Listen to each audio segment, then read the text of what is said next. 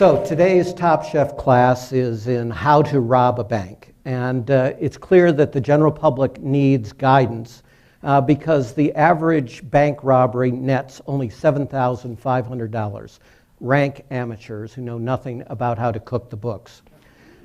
The folks who know, of course, run our largest banks. And in the last go-round, they cost us over $11 trillion. That's what 11 trillion looks like. That's how many zeros. And cost us over 10 million jobs as well. So our task is to educate ourselves so that we can understand why we have these recurrent, intensifying financial crises and how we can prevent them in the future. And the answer to that is that we have to stop epidemics of control fraud. Control fraud is what happens when the people who control, typically a CEO, a seemingly legitimate entity, use it as a weapon to defraud. And these are the weapons of mass destruction in the financial world.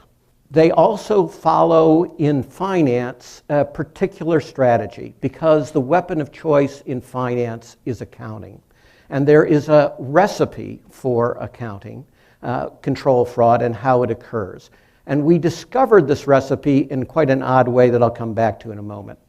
First ingredient in the recipe, grow like crazy.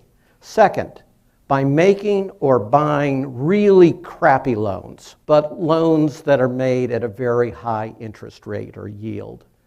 3, while employing extreme leverage, that just means a lot of debt compared to your equity. And 4, while providing only trivial loss reserves against the inevitable losses.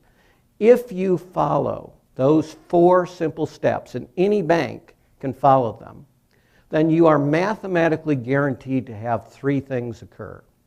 The first thing is you will report record bank profits, not just high, record. 2, the CEO will immediately be made incredibly wealthy by modern executive compensation.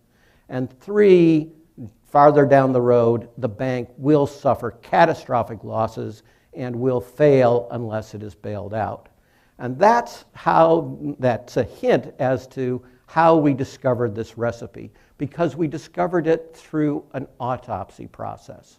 During the savings and loan debacle in 1984, we looked at every single failure, and we looked for common characteristics, and we discovered this recipe was common to each of these frauds. In other words, a coroner could find these things because this is a fatal recipe that will destroy the banks as well as the economy. And it also turns out to be precisely what could have stopped this crisis. The one that cost us $11 trillion just in the household sector, that cost us 10 million jobs, was the easiest financial crisis by far to have avoided completely if we had simply learned the lessons of epidemics of control fraud, particularly using this recipe. So let's go to this crisis and the 2 huge epidemics of loan origination fraud that drove the crisis: appraisal fraud and liar's loans. And what we're going to see in looking at both of these is we got warnings that were incredibly early about these frauds. We got warnings that we could have taken advantage of easily because back in the savings and loan debacle, we had figured out how to respond and prevent these crises. And 3, the warnings were unambiguous. They were obvious that what was going on was an epidemic of accounting control fraud building up. Let's take appraisal fraud first. This is simply where you inflate the value of the home that is being pledged as security for the loan.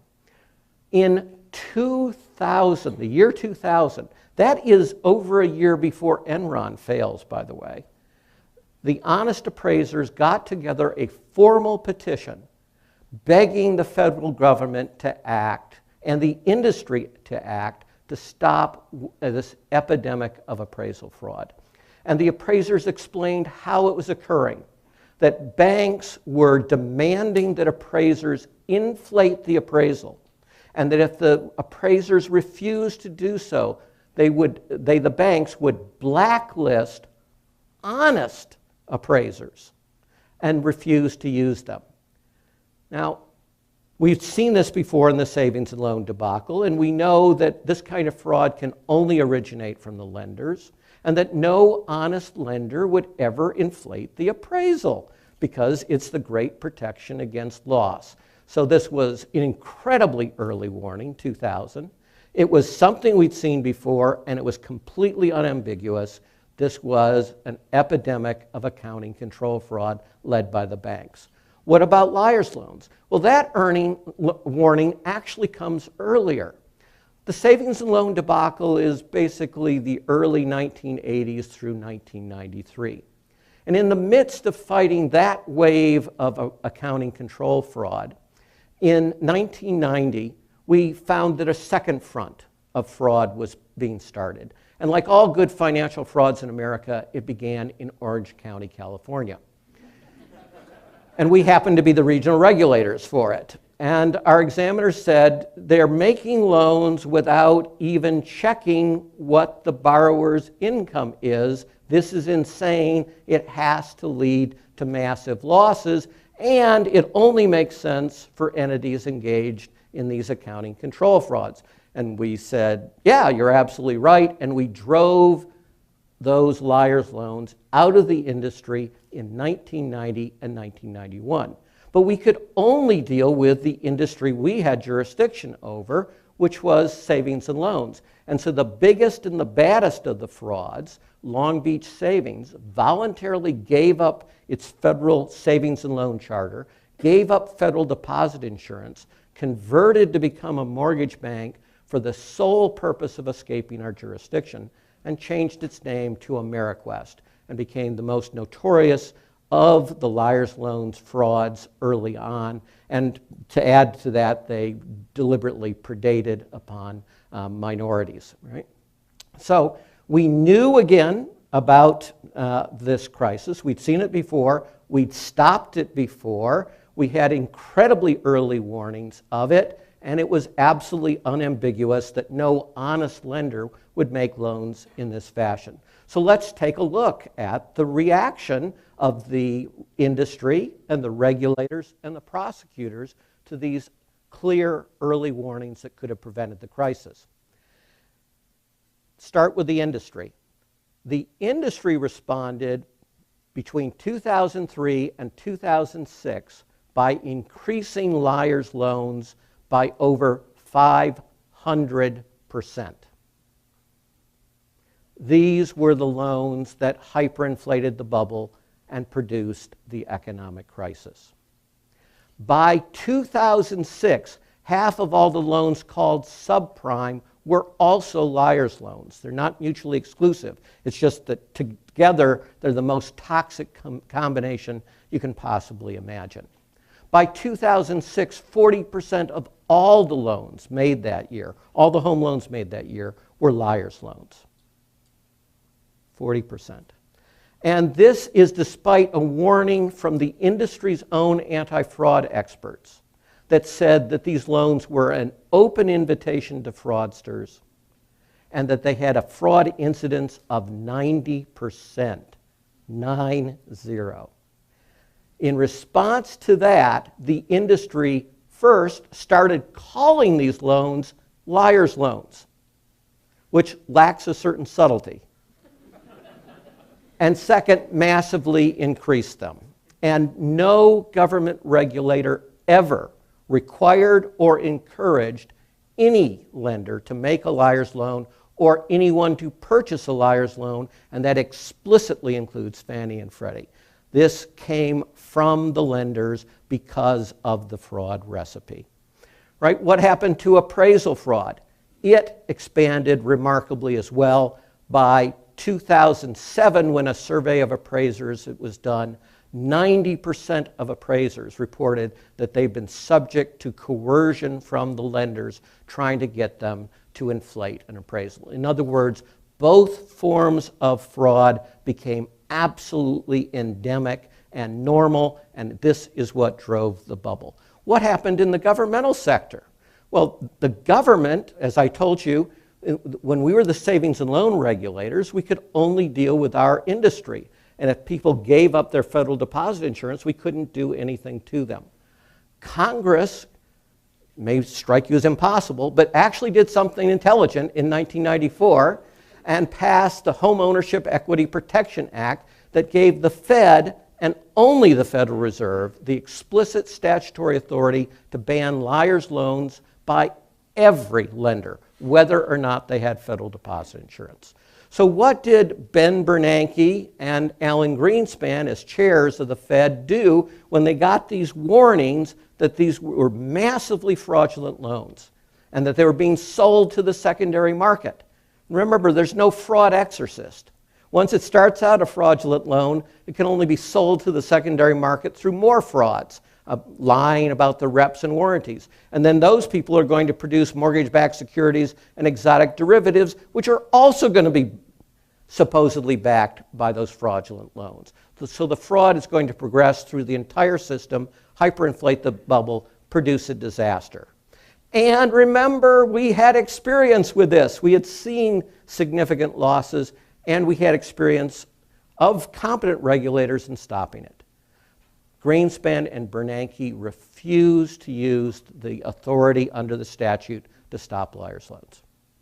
And this was a matter first of dogma. They're just, horrifically opposed to anything regulatory. But it is also the international competition in laxity, the race to the bottom between the United States and the United Kingdom, the City of London in particular. And the City of London won that race to the bottom, but it meant that all regulation in the West was completely degraded in this stupid competition to be who could have the weakest regulation. So that was the regulatory response. What about the response of the prosecutors after the crisis, after $11 trillion in losses, after 10 million jobs lost, a crisis in which the losses and the frauds were more than 70 times larger than the savings and loan debacle? Well, in the savings and loan debacle, our agency that regulated savings and loans, OTS, made over 30,000 criminal referrals, produced over 1,000 felony convictions just in cases designated as major, and that understates the degree of prioritization because we worked with the FBI to create the list of the top 100 fraud schemes, the absolute worst of the worst, nationwide. Roughly 300 savings and loans involved roughly 600 senior officials. Virtually all of them were prosecuted. We had a 90% conviction rate. It's the greatest success against elite white-collar criminals ever, and it was because of this understanding of control fraud and the accounting control fraud mechanism. Flash forward to the current crisis. The same agency, Office of Thrift Supervision, which was supposed to regulate many of the largest makers of liar's loans in the country, has made, even today, it no longer exists, but as of a year ago, it had made 0 criminal referrals. The Office of the Comptroller of the Currency, which is supposed to regulate the largest national banks, has made 0 criminal referrals. The Fed appears to have made 0 criminal referrals. The Federal Deposit Insurance Corporation is smart enough to refuse to answer the question. Without any guidance from the regulators, there's no expertise in the FBI to investigate complex frauds. It isn't simply that they've had to reinvent the wheel of how to do these prosecutions. They've forgotten that the wheel exists. And therefore, we have 0 prosecutions, and of course, 0 convictions of any of the elite bank frauds, the Wall Street types that drove this crisis. With no expertise coming from the regulators, the FBI formed what it calls a partnership with the Mortgage Bankers Association in 2007. The Mortgage Bankers Association is the trade association of the perps. And the Mortgage Bankers Association set out, it had the audacity and the success to con the FBI. It had created a supposed definition of mortgage fraud in which, guess what, its members are always the victim and never the perpetrators. And the FBI has bought this hook, line, sinker, rod, reel in the boat they rode out in. And so the FBI, under the leadership of an attorney general who is African American and a president of the United States who is African American, have adopted the Tea Party definition of the crisis, in which it is the first virgin crisis in history conceived without sin in the executive ranks. And it's those oh so clever hairdressers who were able to defraud the poor, pitiful banks who lack any financial sophistication. It is the silliest story you can conceive of. And so they go and they prosecute the hairdressers, and they leave the banksters alone entirely. So while lions are roaming the campsite, the FBI is chasing mice. What do we need to do? What can we do in all of this? We need to change the perverse incentive structures that produce these recurrent epidemics of accounting control fraud that are driving our crises. So we have to first get rid of the systemically dangerous institutions. These are the so-called too big to fail institutions. We need to shrink them to the point within the next 5 years that they no longer pose a systemic risk. Right now, they are ticking time bombs that will cause a global crisis as soon as the next one fails, not if, when. Second thing we need to do is completely reform modern executive and professional compensation, which is what they use to suborn the appraisers. Remember, they were pressuring the appraisers through the compensation system, trying to produce what we call a Gresham's dynamic, in which bad ethics drives good ethics out of the marketplace. And they largely succeeded, which is how the fraud became endemic. And the third thing that we need to do is deal with what we call the 3 Ds: deregulation, desupervision, and the de facto decriminalization. Because we can make all 3 of these changes, and if we do so, we can dramatically reduce how often we have a crisis and how severe those crises are. That is not simply critical to our economy. You can see what these crises do to inequality and what they do to our democracy. They have produced crony capitalism, American style, in which the largest financial institutions are the leading financial donors of both parties. And that's the reason why even after this crisis, 70 times larger than the savings and loan crisis, we have no meaningful reforms in any of the 3 areas that I've talked about, other than banning liar's loans, which is good, but that's just one form of ammunition for this fraud weapon. There are many forms of ammunition they can use. That's why we need to learn what the bankers have learned, the recipe for the best way to rob a bank, so that we can stop that recipe, because our legislators, who are dependent on political contributions, will not do it on their own. Thank you very much.